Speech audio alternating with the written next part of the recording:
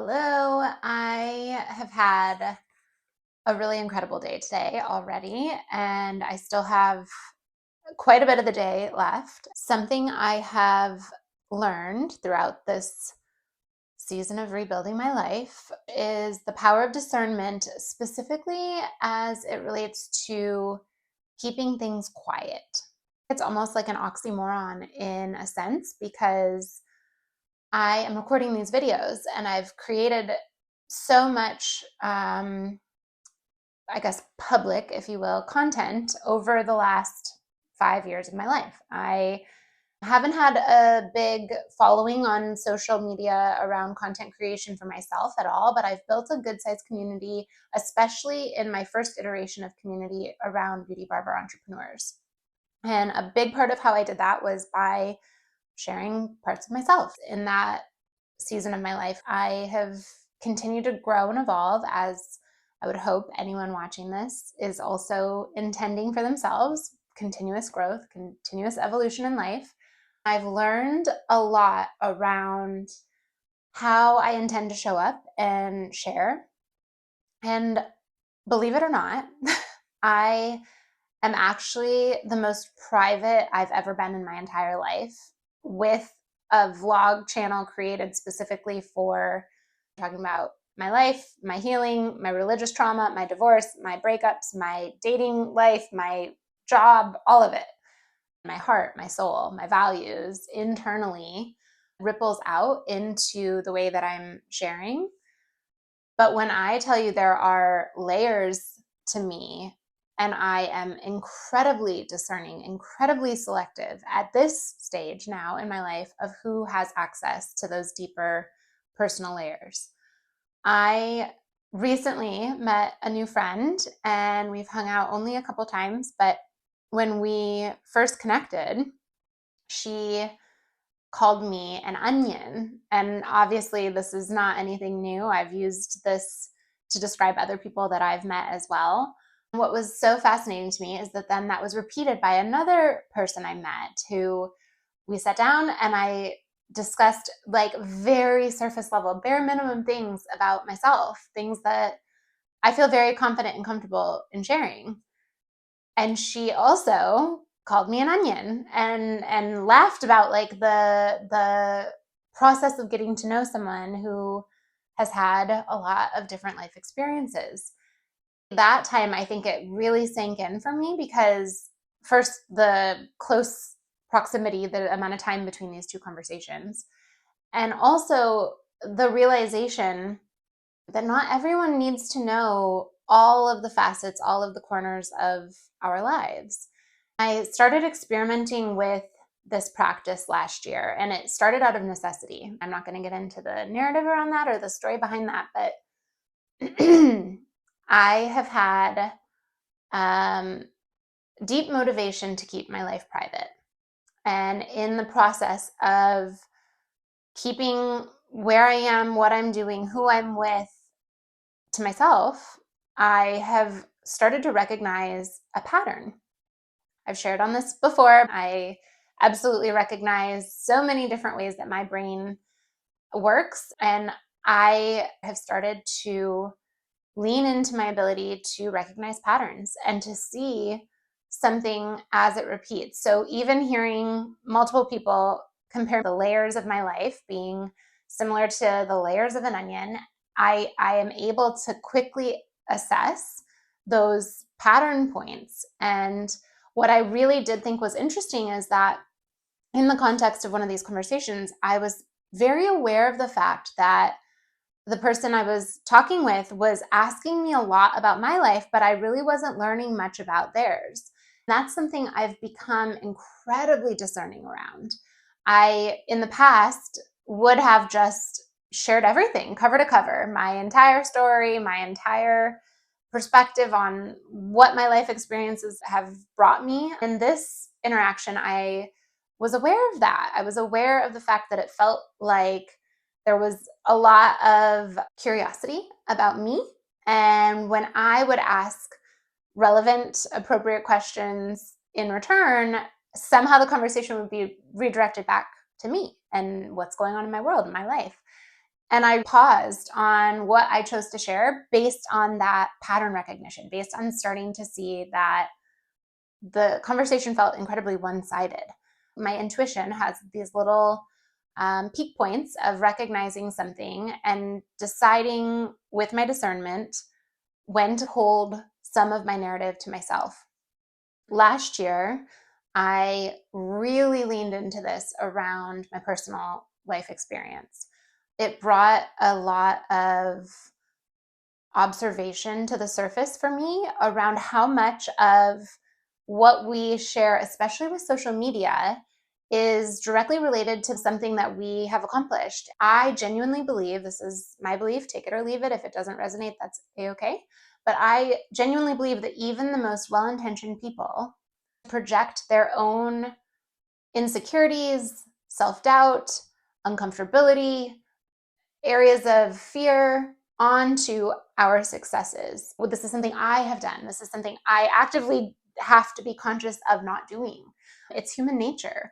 When someone shares something that hits a sore spot internally for ourselves, it takes active consideration to not project our own beliefs around why we may not have that same experience. This is a total blind spot. And I absolutely include myself in that for years and years and years. And only in the last stretch have I been able to start to see how important it is to keep, especially our points of achievement, our success, to ourselves, to allow it a period of incubation, to give it some space to grow deep roots before it blossoms out for public display. I have started to test this theory around so many different areas of my life. This last stretch of being really to myself, having a very small circle and meeting new people and connecting in this consciousness around how I talk about what I'm experiencing and when I talk about it. I talk a lot about my religious trauma. I left the Jehovah's Witness religion when I was 17, 18 years old. I am now 37. That was 20 years ago. And granted, there are things that are still triggering, wounds that I'm recognizing that need bandaged and healed and space to be able to scar over before I'm able to articulate and talk through those things. So many layers of that hit on the pain that comes from the reality of the dynamics I have within my family. I don't speak about the things that are deeply vulnerable and sensitive to me because I want to give myself the proper space to be able to heal from those things and then speak on those experiences, not from a triggered space, not from an overly reactive or emotional space. That's always my intent. I don't hit the mark every time. I definitely notice, even in some of the past content I've shared, my emotion, the depth of my emotion. There's opportunity for gray in this. I talked about a couple of vlogs ago, my awareness around black and white thinking being something I have absolutely struggled with my entire life because of this religion I was raised in as a child. I was conditioned to think of things as right or wrong, black or white. There was no room for gray.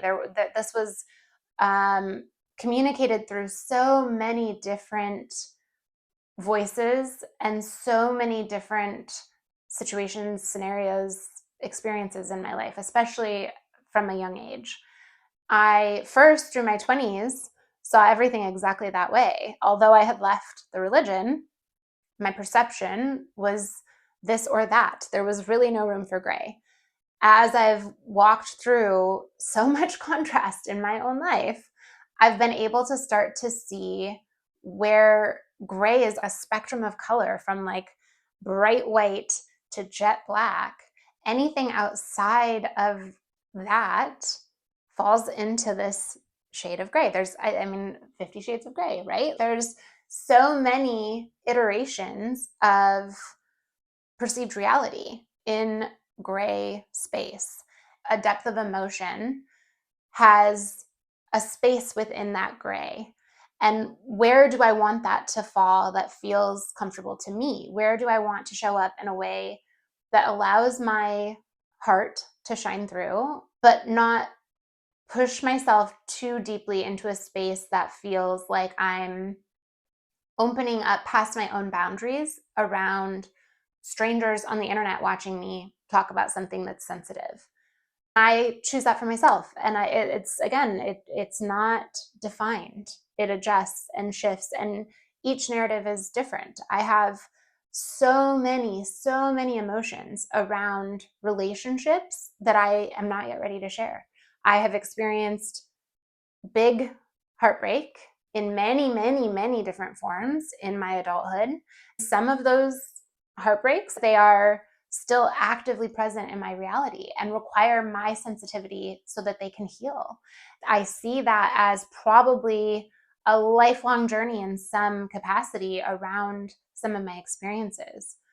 I will talk about specific situations as it feels appropriate or relevant, but recognizing that so much of the discernment I've cultivated has come from oversharing, being vulnerable in spaces that were not safe or with people who were not safe, and not giving myself the proper amount of time. This is such an area of intention for me as I continue to look ahead to what I want to rebuild my life with, and who I want to rebuild my life with, and where I want to rebuild my life. I am very intentional about what that looks like. In my last interaction with dating, I had not yet developed any of this discernment, and I was creating patterns again around intensity and attachment without having the conscious awareness of recognizing that there wasn't yet a deep enough root.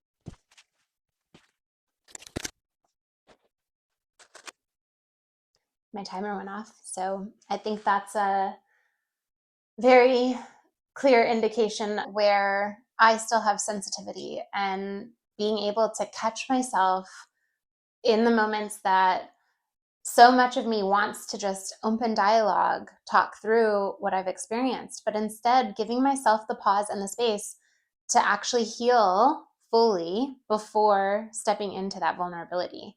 That is a boundary I have with myself. It is about the space I deserve to take up in my own healing process. And flipping that onto the side of success is the equivalent. I remember over this last year, at least 3 or 4 different scenarios that I experienced something I would define as success. And I wanted to shout it from the rooftops. I wanted to talk about it. I wanted to tell anybody who would listen in the moments of celebration. And again, this is for everyone to determine for themselves where the spectrum falls in their own shade of gray. For me, what I've started to recognize is that first and foremost, I needed to clean up my circle. I have not had discernment in relationships that I've invested in the past. And so, unfortunately for me, over the last few years, that's meant losing a lot of connections. That loss is because of the lack of ability to use discernment in the onset of the relationship forming. That's my responsibility. That's no one else's responsibility. And just because someone leaves our life, that doesn't make them a bad person in any way, shape, or form. It just comes down to alignment. And we are not aligned with everyone. That's a-okay. I think about that going back to my days as a hairstylist. Clients who would come in for a consultation that I may not be the best fit for them. We just weren't aligned. It just didn't work for whatever reasons. And so being able to take that same approach and mindset to use my discernment with who now in this iteration of my life I let into those deeper layers of myself, those core layers of the onion, that circle, so small, so small. I've intentionally kept that circle small because I want to be able to, first of all, invest my energy and my time specifically into the people that are very conscious of giving that back to me. I only choose symbiotic relationships at this stage of my life, mutually beneficial, give and take. And I only invest in people who are able to also take ownership and responsibility for their own growth. That is important to me. And so I make sure I vet someone who comes into my life at a different capacity, at a different pace than I did a year ago, 2 years ago, 5 years ago. And now, as this continues to evolve, I'm able to be selective with who I share what with. And only a small amount of people really have access to my full capacity. I use my discernment to talk about what I feel is of most benefit for my own healing process, but then also what can be received by someone scrolling on the social platform and just seeing a snippet of who I am in the world, how I move through the world. Leveraging discernment, being able to tap into that gift through all of the complexities of the way that my brain works, my pattern recognition, seeing different behavior mechanisms and not repeating those same patterns because I have the discernment to pull myself away from something that is leading me to recreating a narrative I've already moved through.